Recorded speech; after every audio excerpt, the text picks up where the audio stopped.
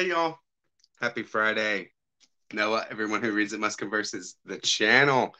Thanks for coming by. Y'all know what we do on Friday. We talk about books. We got book love spreading and writing love for November, right? NaNoWriMo. Don't ask me what I was doing an hour ago because it was changing brakes on my Jeep.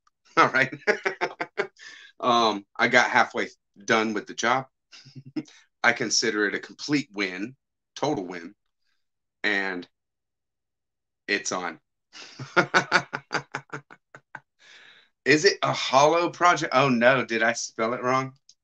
Did I do something wrong? I autocorrect, right? It'll get you every time.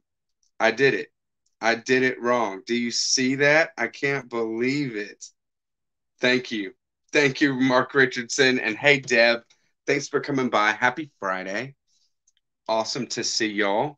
I'm going to get on this right now. Just bear with me because what a dumb, thing. I don't know. I need to, I can edit the title, I'm sure, but can I do it while I'm streaming? I don't know. I'm not seeing it.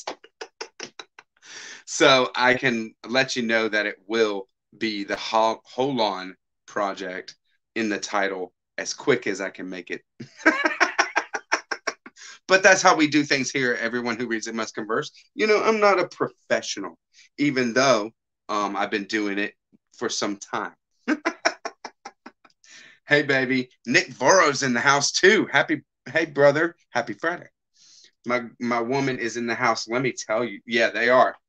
They brought up Christmas decorations. My boy Una over at Codex Cantina was sharing his decorations of his bookshelf. I don't know if he's shown it yet, in a video. You'll see it. It's awesome. And he's like, you know how we do.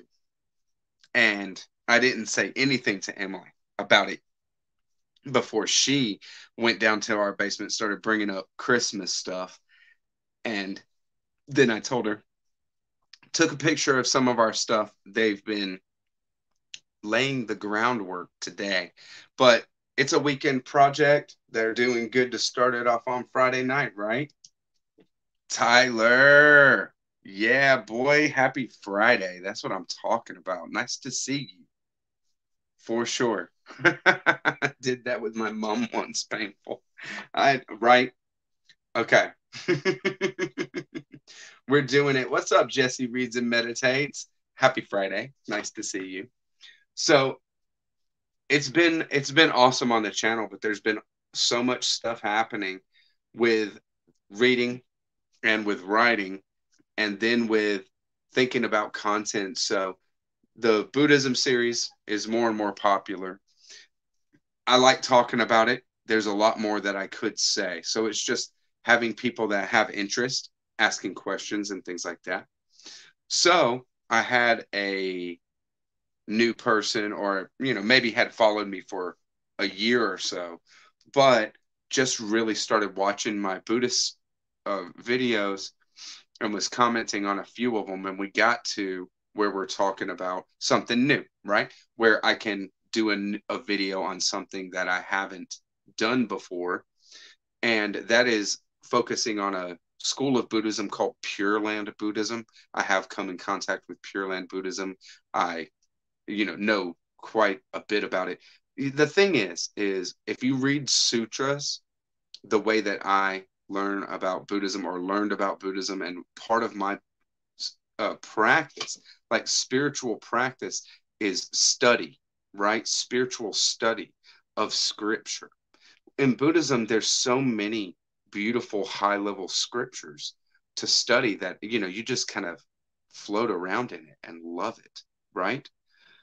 So I've come into contact with the school of Pure Land Buddhism because of reading scripture that school is kind of based on. So I'll do some of that, and thank you, Maitreya is the handle for that follower that kind of led to this idea. But I was already thinking about adding some to the Buddhist content because Buddhism from a Western perspective is the name of the playlist if nobody's familiar. That adding to that content because I really enjoy that kind of discussion. It's awesome. So where I felt like I was kind of at after all the discussion that I've done is to talk about the Bodhisattva path proper. Okay. The Bodhisattva vow here is a great work. Not to harp on the vow itself, but the perspective of the becoming a Bodhisattva and being a Bodhisattva is something that changed every culture that Buddhism came in contact with, right? Swept through Asia and all this kind of stuff. The movement through Buddhism that changed all those cultures and influences even now the global culture is Mahayana. And the Mahayana path, this huge movement, it's kind of like the new, Christianity. It's kind of like the flowering of Christianity through humanity, through huge swaths of human culture, right? Yeah. Oh man, that's what I'm talking about. Levy's here. The Recognitions Book Club in the house. I like to decorate my stomach with turkey this time of year. Am I right, man? I'm feeling you there. I love Thanksgiving. I told Zelda earlier today. I was like, look, we got like a month and a half before Christmas, and I'm all about decorating, okay? But our next holiday is 2 weeks from now, and it is Turkey Day, and it's awesome, okay? Thanksgiving is just awesome. The reason is to share the table. It's one of my favorites, if not, I mean, it's crazy to say Thanksgiving might be your favorite holiday, but I am into that, like, sit down, be authentic, and say you love who you love. Say who you love, who is in your family. I want that. You know, I'm that kind of person. Really, I want that. I want authenticity in my daily speech and things like this. So Thanksgiving is wonderful.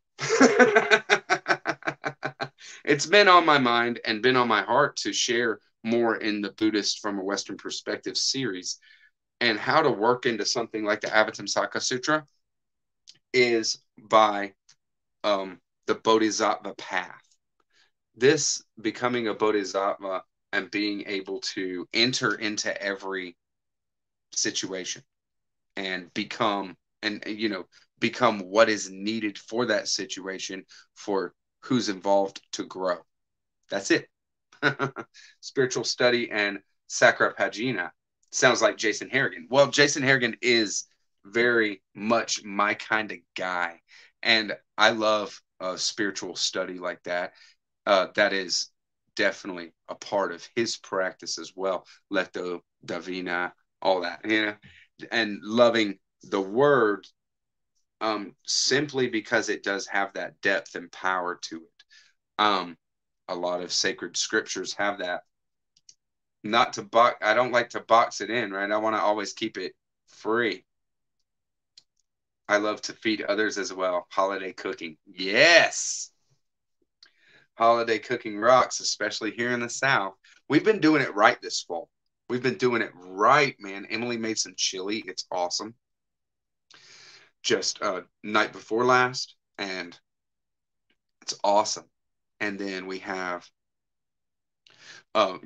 we had a Southern cooking, a meatloaf, mashed potatoes, veggies earlier this week. I'm like, now this is fall good eating, right?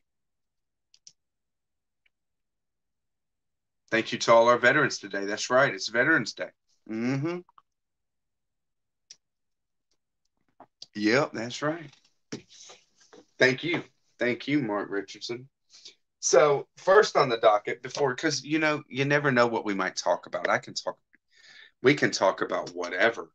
And when I put something in the box there, I'm just like, okay, well, this is what I kind of want to talk about. But the Holon Project, I tell you guys, I gotta show because, And I do talk about the Holon Project a bit because I love it.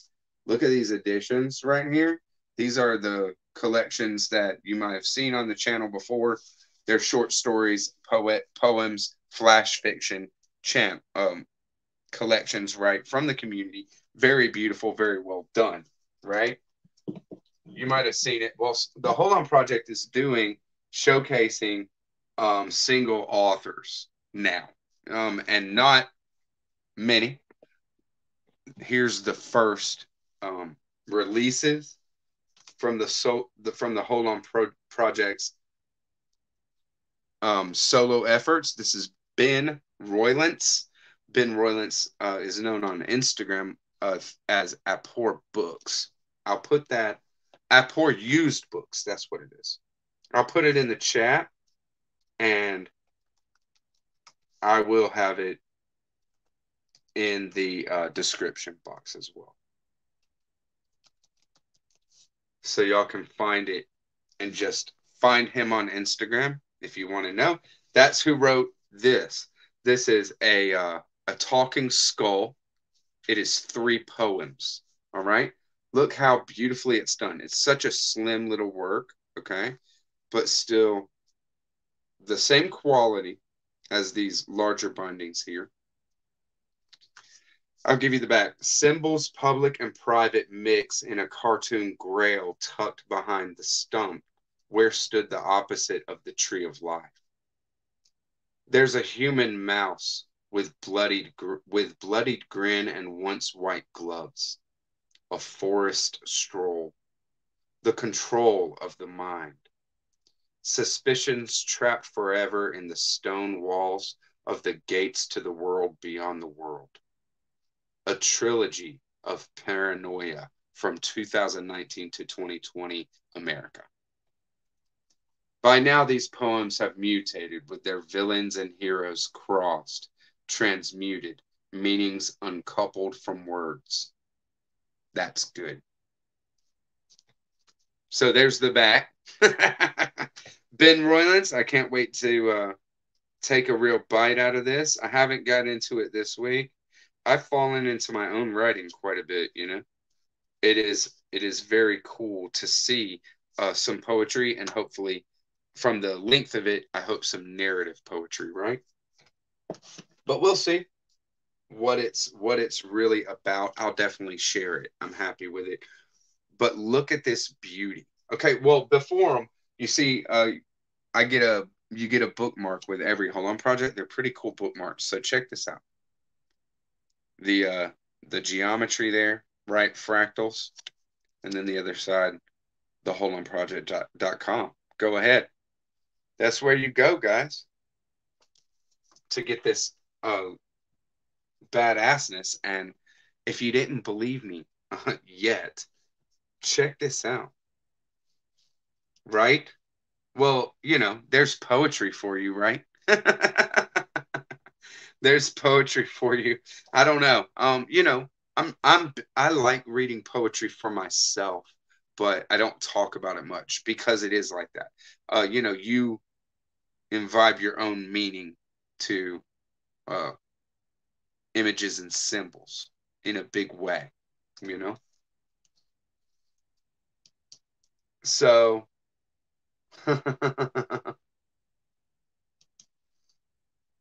so here we go. The other author that is showcased in the solo project is Caleb John Cushing. This is The Orbit of Celestial Bodies, right? Man, 4 short stories bind up together. And I'll give you the back of this one as well. It's rare when a new writer comes along whose prose sings with genuine emotion and whose stories are rooted in the trueness of life's ups and downs.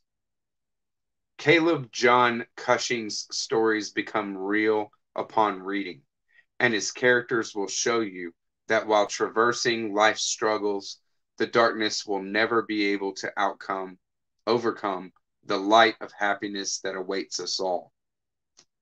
Through his talent as an actor and a filmmaker, he has captured an insight into the human condition, and these stories are evidence of it translated. So we have a very visual artist with Caleb John Cushing. I'm down to see what he wrote. If it's enough to impress Daniel enough to give him his solo edition here, I'm definitely cool with it. Let's see. The four stories we got: Watermelon Seeds, Braidwood Bust, The Dumpling Delivery Girl, and the final, When I Became a Tree, which harkens to the cover of the volume 2 Holon Project, right? But kind of a positivistic, maybe life affirming look. I don't know what to expect with this, but these are high on my soon to be read, because I love what the Holon Project's doing as far as their editions. And when it comes down to it, short story collections, I just kind of dip in, and it's always been like that. So many times on my channel, I'm like, oh, I want to read this short story collection, that short story collection. The truth is I haven't finished any short story collection that I own, probably. You know, even the Borges, I haven't got to the end because I don't want to get to the end, right? I don't want to get to the end. Hey man, thanks for coming by the channel. Caleb Cushing is active on Instagram as well. So see, Instagram gets these kind of teasers, right? Yeah, I'm glad to pick up a copy. Glad y'all partnered with Daniel to get some visibility like that and have your stuff brought out. Let's see what it's like. I'm definitely down to support the grassroots author initiative, right? Because that's what I'm about. That's what I am. That's what I'm about. I'm not any kind of worried about, you know, making money off some short story or whatever. I mean, like, when it comes down to it, we love stories. We're here. The whole channel, the whole energy behind what I do here is to share stories and storytelling and how we feel about it. So with that, you just do it. You just push it out there and let the chips fall where they may. Some people resonate with stuff, some people don't. There's been a lot of that in relationships and booktube land, people that read kind of the same things resonate, don't. There's different types of readers, different people that resonate with different ideas. And it's always going to be like that, guys. So when it comes down to it, I love to see real new thought happening. So with that, that's why I really support the Holon Project. I think it's doing it right. Same here. Short stories are a different art form, for sure. I go after something I can really lose myself in for longer. Right. So, it's hard for me to have an appetite for short stories. Like you're saying, I want a story that really gives me some meat, something to chew on. It's got to be like that. I don't want a light idea, which is what most short stories kind of are. Every time I think about it, I think of the power of a Flannery O'Connor short story or a Borges, right? These kind of things, or Calvino, of course. These kind of things where the short story is such a strike, such a piercing strike that it couldn't be anything but a short story, right? It's perfect as a short story. That kind of thing, maybe. And yeah, Faulkner's A Rose for Emily, for sure. Very strong stuff. And if it's not that strong, I don't even, want it as a short story. Really. I'm always looking for more. like Flannery O'Connor. You know, I'm always looking for more like Borges and Calvino.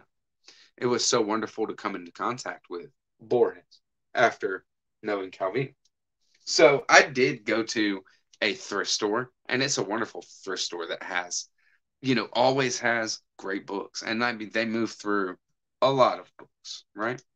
Hakuri Murakami and Daphne du Maurier, nice, are my faves in the form of the short story. Cool. I hear Murakami is very, very strong short stories.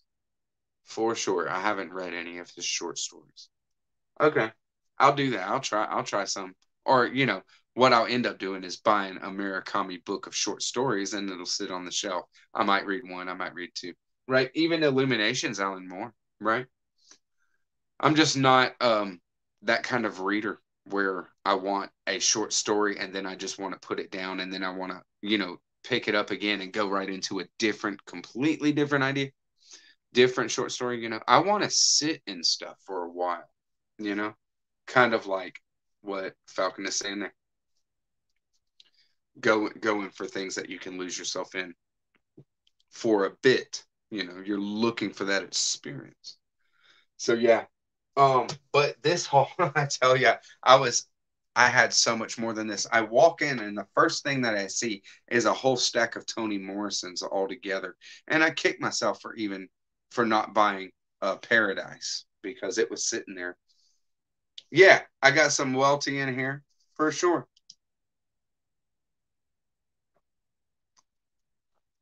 Welty's short works are very strong out here too. That I do have some of her short stories and haven't read them. I can read short stories hard if they interconnect. Nice. Like Winesburg, Ohio. Cool.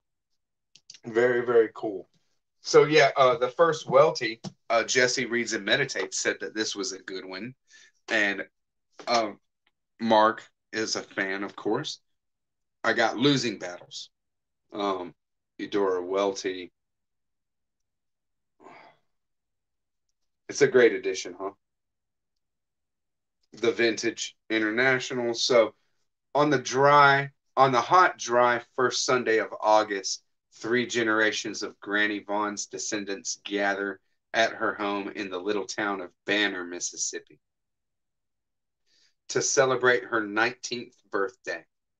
The celebrations take only 2 days, but many members of the family are great storytellers, and when they get together, the temptation is irresistible, a device that enables Adora Welty to take the reader back into the lost battles of the past, capturing different tones of voice and ways of thinking.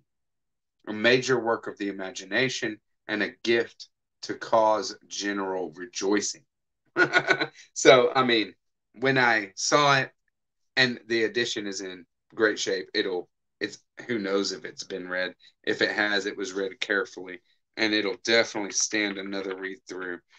And so it seems like there's a scene, a setting that enables her to turn a novel into a short story, right? There you go. Yeah, yeah. There you go. All right. But so I saw that one. I had to show it just because Welty was called out. But I found a whole stack of Toni Morrison. So y'all let me know which one I should go for next. I do have both of these that I haven't read, and it's The Bluest Eye and Song of Solomon. So Song of Solomon is one of these. I think that's where I'm leading, is to read Song of Solomon next. I hear The Bluest Eye is just heart wrenching, and I've read Sula and I've read Beloved, so I get it. Okay, I get what Toni Morrison being heart wrenching means, and I'm not, I'm I don't need all that, but I will go. I'll read anything and everything Toni Morrison does. Okay, I've read it. I'll read anything she does. So, yeah, Mark. Yeah, Mark. That's what I do, baby. Thank you, brother. Thank you, brother. So with that, just drop me a comment, whatever. Let me know if you've read both of them, if you read one or the other. Let me know what you think, and I'll make a decision. Right? If you want to just shout one out, if you've read them both, then go ahead and say read this one over the other one, whatever. Okay? It'll help me make my decision. I'm leaning towards Song of Solomon. That's why I bought this one from this thrift store haul here. It's in great condition. I wish I had grabbed the Paradise. Every edition that they had at that thrift store was this same, you know, it's the who did this plume, and they all have the same picture on the back, everything. So, and it was red. So I wish I'd have got it, but no words. I mean, I probably wouldn't read it anytime soon. Except, I mean, if I did buy it, it might have been the next one I read because like the day after or even later that day, somebody was on BookTube. I was watching a BookTube video, right? And somebody was saying how Paradise is like her greatest, a later novel that she wrote that really just delivered and so good. Like, she's really encapsulating something and like just being a badass, And I was like, oh, I got to read this. And I just saw it, and I just saw it for like $1.50 and didn't get it, right? Nice. Carol Bloom considered Song of Solomon Morrison's best. Well, I mean, that's definitely, a mark in its direction to be the next one. I'm down for it, man. Beloved is so damn good. I thought when I had read Beloved, when I got to the end, I'm like, this has got to be Morrison's best. This is maybe the best ghost story that I've ever read. This is the best creepy gothic, Southern Gothic story that I've ever read, like a real Southern Gothic, something that is supernatural in the way of being a ghost story, being something, even uh I haven't talked about Beloved too much on the channel, or Toni Morrison for that matter, because it's intimidating. It really, really is. She is brilliant on so many levels, and you just can't. What could I say except for praise what she does? I could just, recap some stuff, It's like, who needs that? Just read it. It's awesome. Just awesome. So I grabbed an NYRB classic that I haven't seen before, and whenever I see these in thrift stores, I grab them. Unless, of course, they're just beat to hell. Of course, there's sometimes ones that have been read and have been read over and over, or something like that.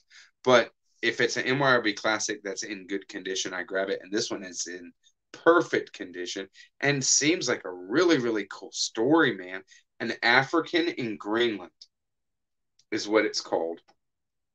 It's by Tate Mikhail Kopomase. Perhaps. I mean, probably not, right? But he's an African,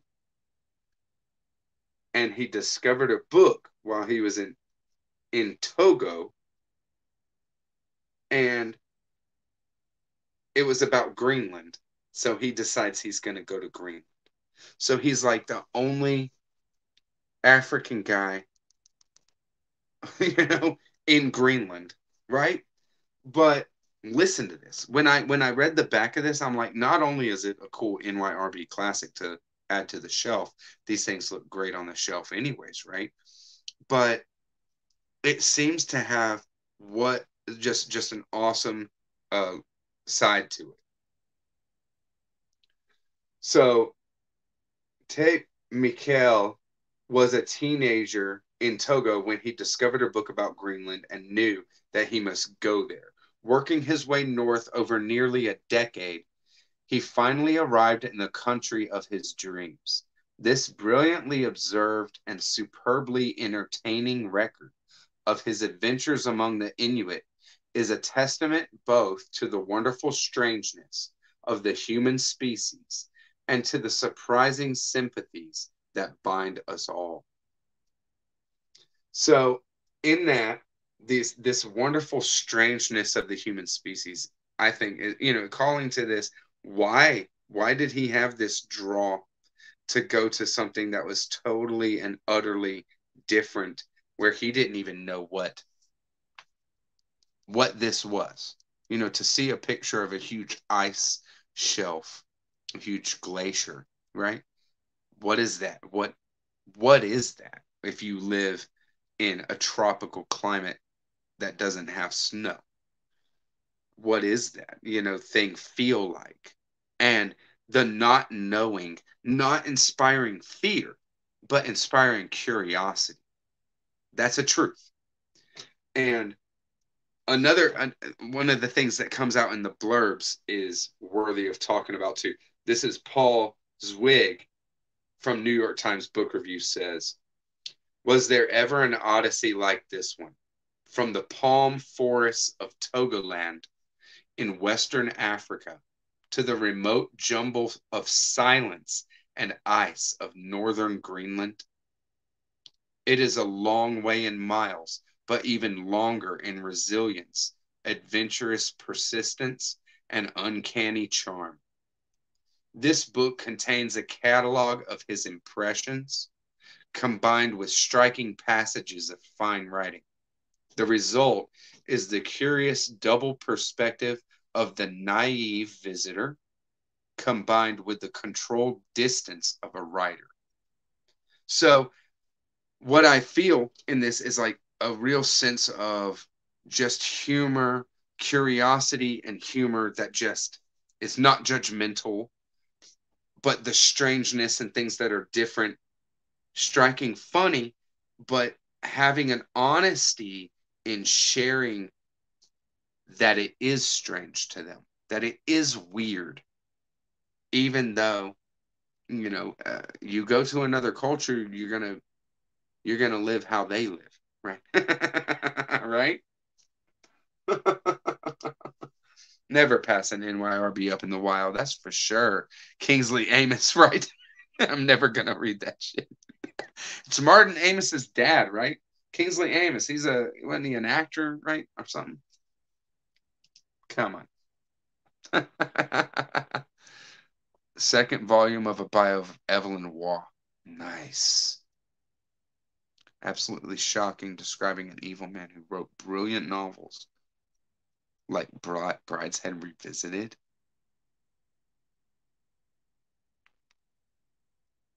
Huh.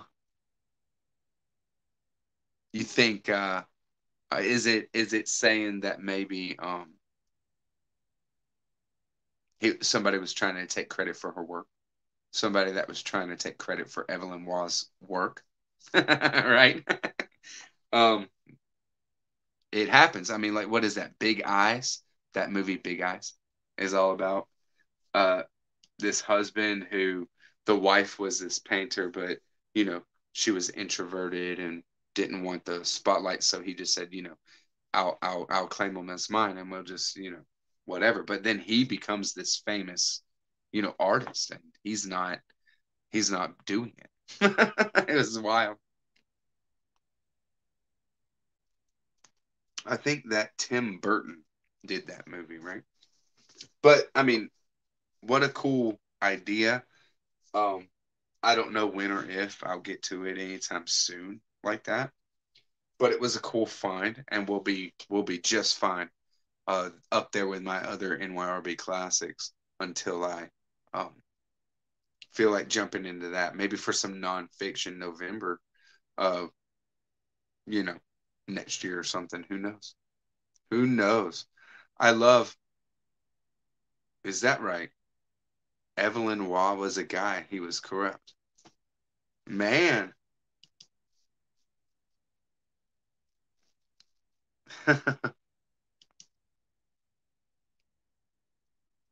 I don't know.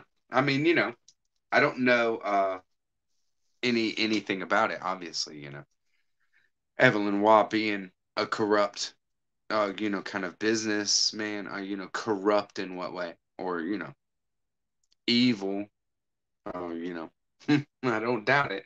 I've heard crazy stuff kind of about Martin Amos, this kind of thing too.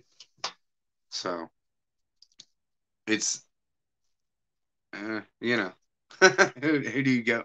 Where do you go with each one? You have to deal with on an individual basis. Any kind of separating the author from the work, or whether you do that, what a person has done or is about in their life. So at this thrift hall, they were contemporaries. Right on, right on. Heck yeah. And well, I mean, I hear there's a lot of corruption in this on that level of being a writer, where there's a team of people writing novels and stuff, and it's just put out. You're just basically the figurehead of it.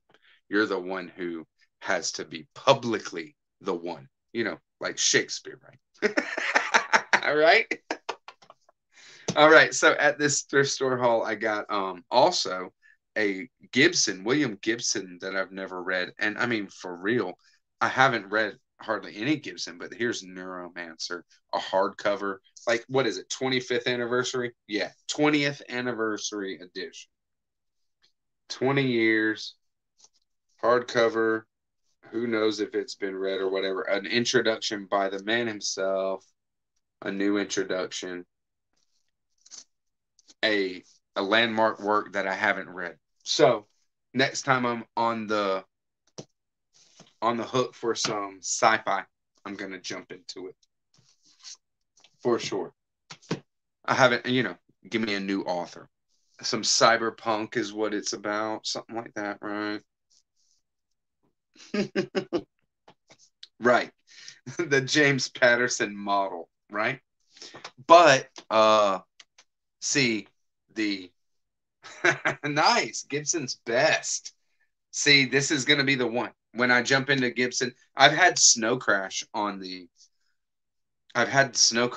shelf, and do it. See, Mark versus Tyler, go.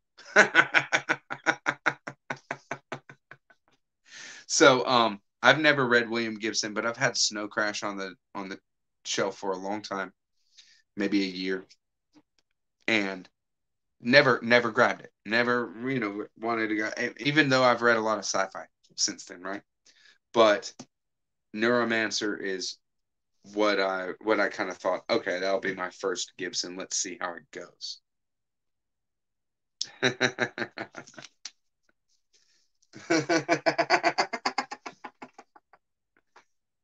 Get it.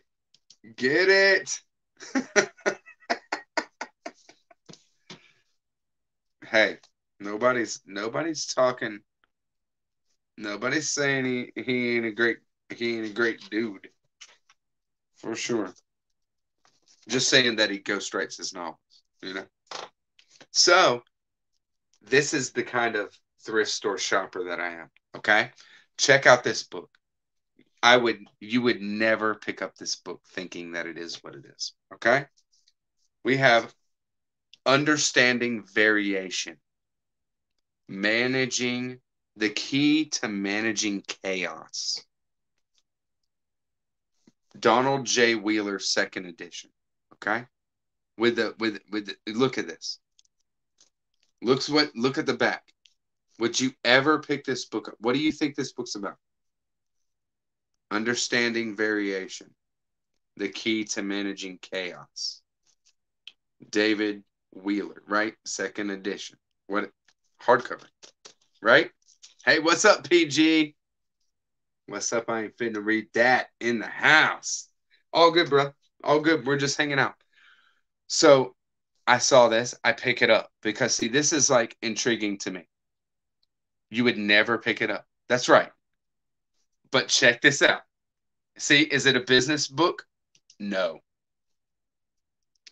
I kind of thought by this, space and nothing on it, that it's like an emotional, managing the chaos of your emotions and making sense out of the fluctuations of that to, kind of settle into some peace or something, right? Uh, I don't know. Okay, I've built up this suspense. I'm going to give you the back. Look at this guy, Donald J. Wheeler. Looks like a geek monster, right? Like a total geek monster, because he is. Donald J. Wheeler is a continual improvement specialist and author of some of the most popular books on understanding and using data in business and industry. As an internationally recognized speaker and trainer, he worked with companies such as in diverse fields as healthcare, transportation, manufacturing, chemical processing, yada, yada, yada. Master's and doctorate degrees. He teaches statistics at Southern Methodist University. So a theological statistician, right? A statistician, right? It is awesome. It is like a huge mathematical, like an understanding of mathematics and data and statistics that I would never understand. But this guy has been able to distill it down and like put something out there that makes sense of data that is like chaos theory level data, the weather, right? Data that you can't make sense out of. You can just kind of take initial conditions and then let them play out, and as time goes by, you get further and further away from the truth kind of thing, right? But I'll give you the section headings of the contents. Data are random and miscellaneous. 2, knowledge is orderly and cumulative. 3, the purpose of analysis is insight. The purpose of it is of analyzing anything is to have that insightful flash. 4, the best analysis is the simplest analysis. 5, but you have to use the right data. So a kind of at the right before the penultimate there is a taking stock, making sure that you're using the right data. And then 6 is look what you've been missing, because there is a kind of a bigger way of looking at these kind of things, numbers, right? But in a huge way. Did anybody think in any way that this was a book on statistical analysis? What a crazy packaging for this thing, right? But what it's really about, I'm going to read it. Okay, I love this. I've read quite a few books on things on chaos theory. Chaos theory intrigued me for a while, this kind of thing to kind of, think about different ways that we structure our analysis of the world. How do we approach trying to figure it out, right? How you have to treat every individual is great work. Thanks, baby. Yes, it's true, and how you have to treat every individual. That's right. For sure. All right, so there's the haul. Holon Project's looking good. I'll read this at my leisure. The Talking Skull, this one here. But this one hasn't left my desk and is not leaving my desk unread. So check out the Holon Project if you want to get in on some of this beautiful book action. I'll let you know how it is. And, that's how I do. Wish me luck. I'm going to cut a little early tonight because my throat's been hurting and it just is what it is. And I've been going all night changing my freaking tire, changing my brakes on my Jeep. It's been a wild week. It's a lot of um a lot of changes, you know. But they've been great. They've been good. And I can't wait for more. Y'all I'll catch you on the next one. The flip side, that's for sure. Bye bye, BookTube.